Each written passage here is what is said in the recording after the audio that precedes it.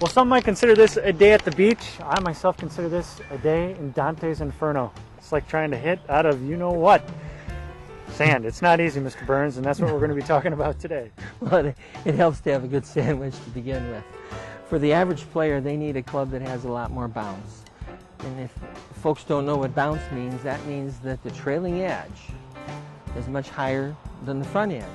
So the club doesn't dig into the sand, it'll kind of skim right underneath the ball. Because when you hit the ball in the trap, you're not really hitting the ball first, you're catching the sand and hitting it about 1 inch to 2 inches behind.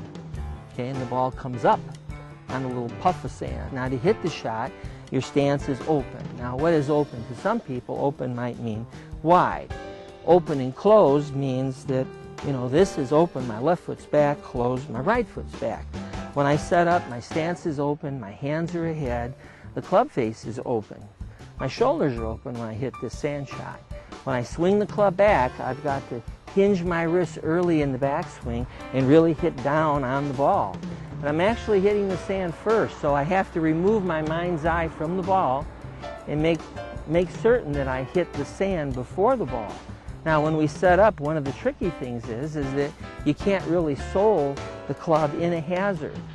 So when you're setting up, the club has to be just above the sand when you take your address position.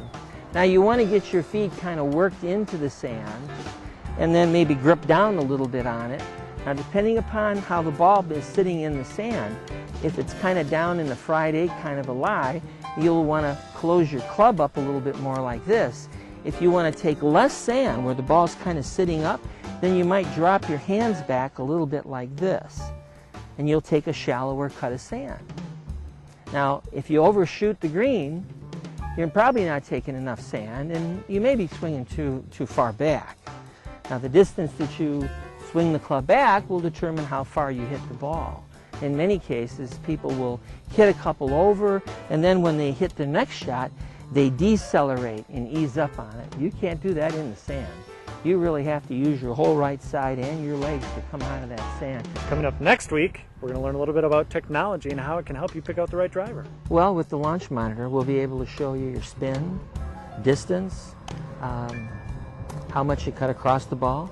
The right combination of the shaft, loft, and the right ball can increase your distance another 30 yards. And we will see you next week on Mastering the Game.